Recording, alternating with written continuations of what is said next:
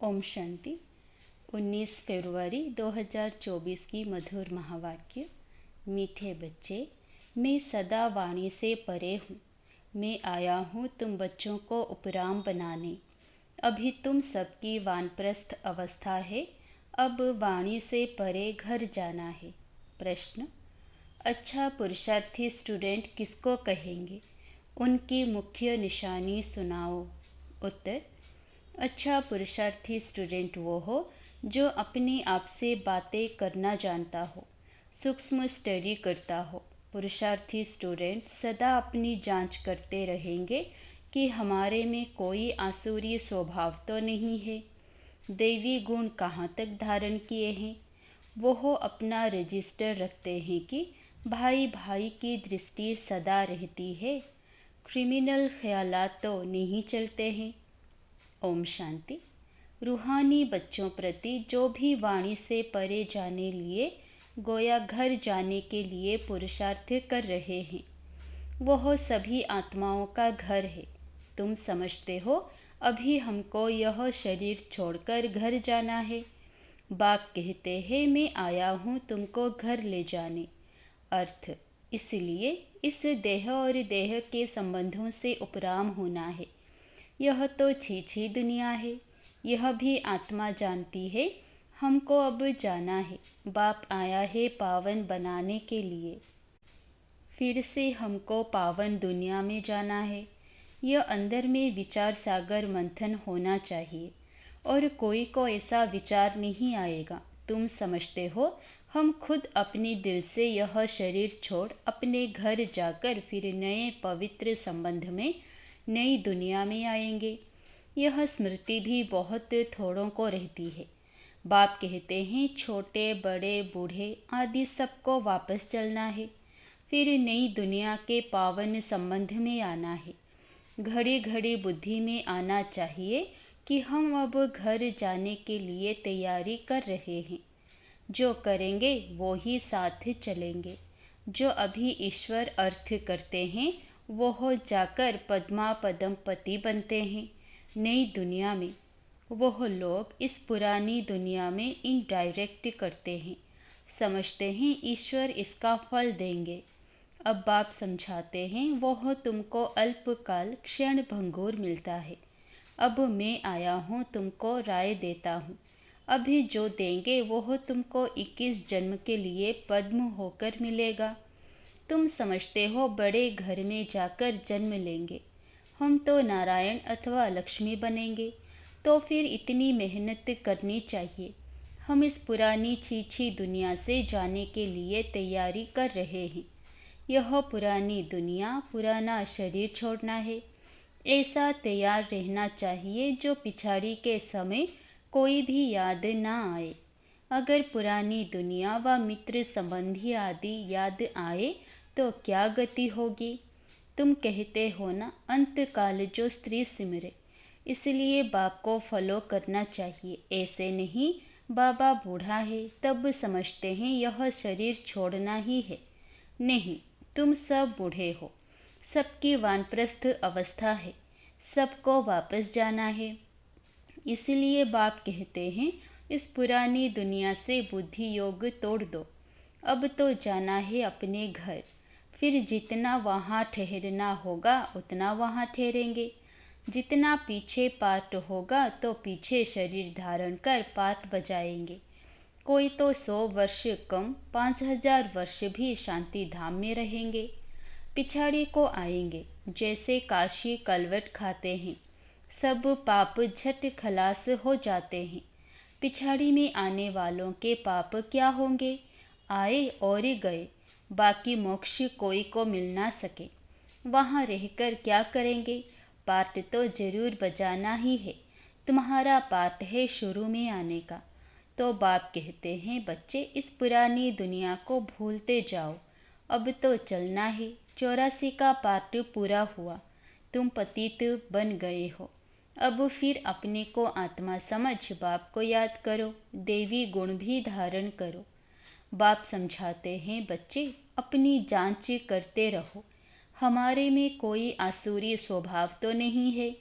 तुम्हारा देवी स्वभाव होना चाहिए। उसके लिए चार्ट रखो तो पक्के होते जाएंगे।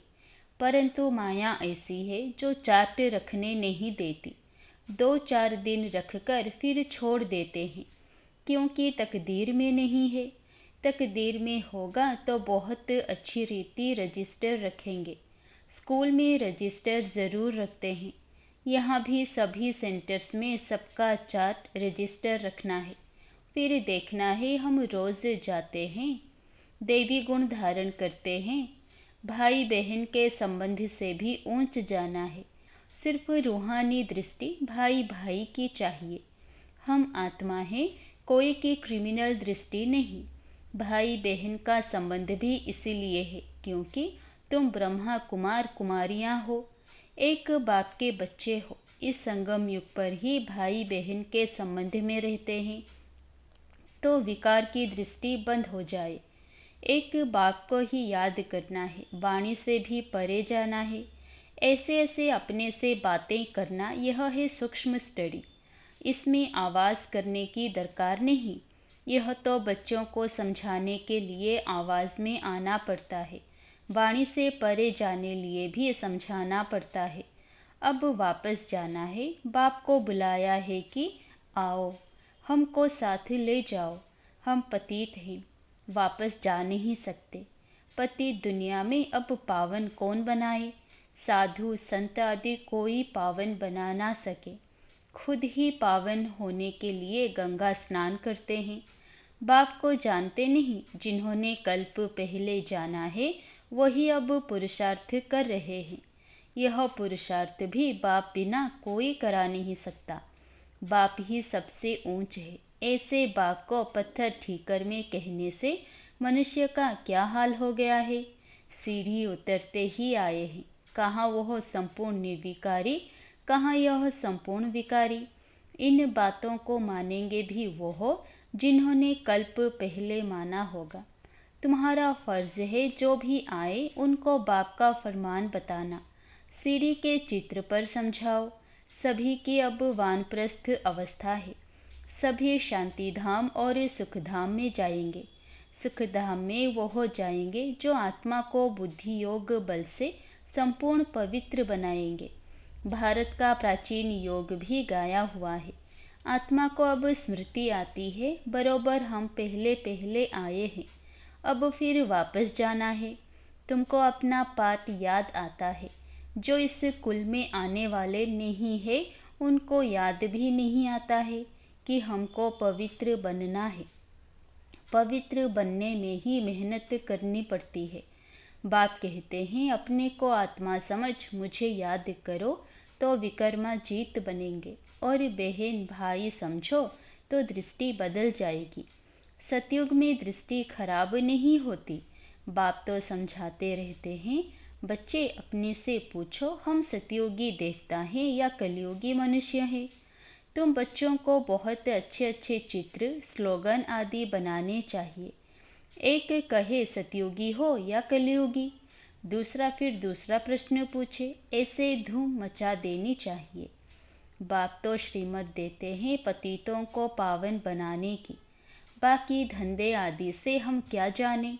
बाप को बुलाया ही है कि आकर मनुष्य से देवता बनने का रास्ता बताओ।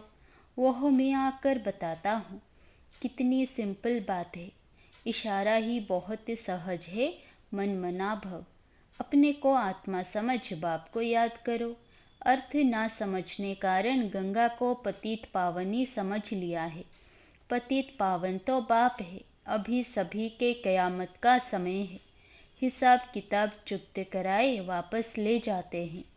बाप समझाते हैं तो समझते भी हैं, परंतु तकदीर में नहीं है तो गिर पड़ते हैं। बाप कहते हैं भाई बहन समझो, कभी खराब दृष्टि ना जाए। किसी को काम का भूत, लोभ का भूत आ जाता है। कभी अच्छा खाना व भोजन देखा तो आसक्ति आ जाती है। चने वाला देखेंगे दिल करेगी खाने की। फिर खा लिया तो कच्चे होने कारण जल्दी असर पड़ जाता है। बुद्धि भ्रष्ट हो जाती है।